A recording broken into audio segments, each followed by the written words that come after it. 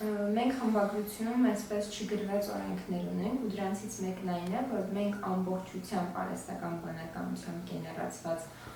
հոդված կամ ինչ-որ բովանդակություն չենք ստեղծում, սա արվում է մարդու անմիջական մասնակցությամբ, այսինքն եթե անգամ մեր տեքստերում արհեստական բանականություն ինչ-որ կերպ օգտագործվում է, տեքստ գեներացնելու համար օրինակ, սա մարդու խմբագրմամբ է հրապարակվում, և նյութում անպայման մենք նշում ենք, որ այս հատվածը գեներացվել է արհեստական բանականության այսինչ մոդելով։ Ամբողջությամբ ինչու չենք անում, քանի որ այստեղ մի քանի հարց է առաջանում, առաջին հերթին էթիկական խնդիրներ կարող են առաջանալ, մարդը պետք է վստահ լինի, որ այն ինչ կարդում է, պրոֆեսիոնալ լրագրողը պատասխանատվություն է կրում իր համար։ Եթե մենք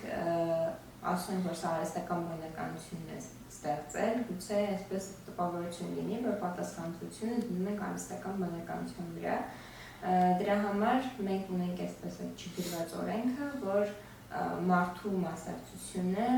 առաջնայինն է, ու մարդը պետք է որոշի ու ինքն է պատասխանատու իր հոդվածում այդ արհեստական բանականության գեներացված հատվածի համար։